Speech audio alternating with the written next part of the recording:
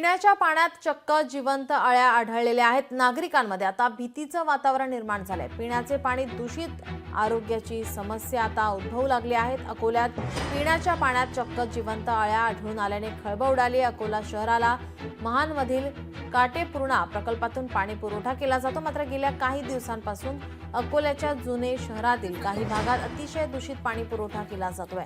धक्कादायक म्हणजे या पाण्यात जिवंत अळ्या आढळल्याने नागरिकांमध्ये भीतीचं वातावरण पसरलं आहे। पिण्याचे पाणी दूषित असल्याने आरोग्याच्या समस्या उद्भवण्याची शक्यता आहे। याकडे महापालिकेच्या संबंधित विभागाने लक्ष देण्याची मागणी आता करण्यात आली आहे।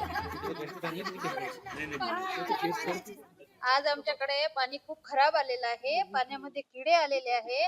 असं किड्यांचं पाणी पिऊन आम्ही नक्कीच आजारी पडणार आहोत। आणि हे पाण्याची सोय तुम्ही प्रशासनाने करायला पाहिजे। स्वच्छ पाणी यायला पाहिजे। 3 महिने झाले असं पाणी आहे। गढूळ पाणी येत होतं पहिले, पण आता किडे येऊन राहिले त्यामध्ये। हे पाणी कसं पिणार आहे कोणी, आणि आम्ही काय करणार? लोकशाही मराठी ऐका, पहा, जागरूक रहा।